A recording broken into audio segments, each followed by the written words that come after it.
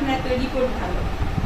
আমার রিপোর্টটা সে দেখে বললো আপনার রিপোর্ট ভালো, আপনি কি করেন? আমার ভাইয়েরও বললো স্যার দিদি তো ফরএভার লিভিং কোম্পানির একজন সুপারভাইজার, দিদি ফরএভার লিভিং কন্টিনিউ করে।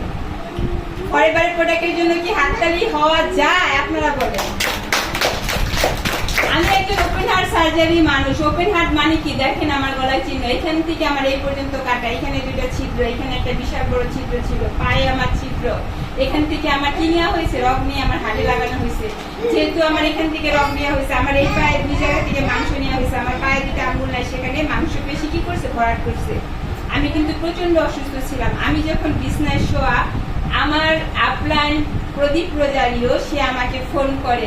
সে যদিও আমার মামাতো ভাই, বাট সে হচ্ছে আমার লিডার। সে আমাকে ফোন করে, দিদি তুমি কেন এত অসুস্থ? দিদি তুমি ওষুধ অনেক খেতে হয়, অ্যান্টিবায়োটিক অনেক খেতে হয়, তুমি অনেক দুর্বল। তারপর সে আমাকে ফরএভার লিভিং কোম্পানির প্রোডাক্ট সম্পর্কে, কোম্পানি সম্পর্কে আমাকে টিপি দেয়।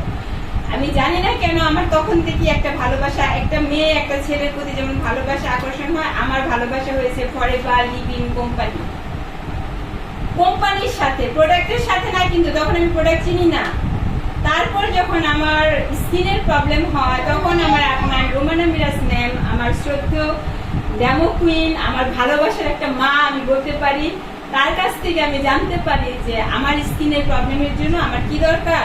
আমার ফরএভার লিভিং কোম্পানির সাবান এবং অ্যালোপ্যাথিক ক্রিম দরকার।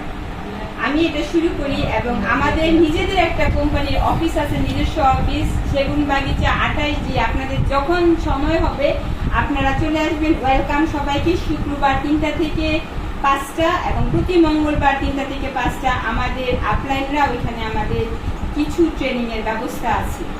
আমি এখানে আপনাদের জন্য কোনো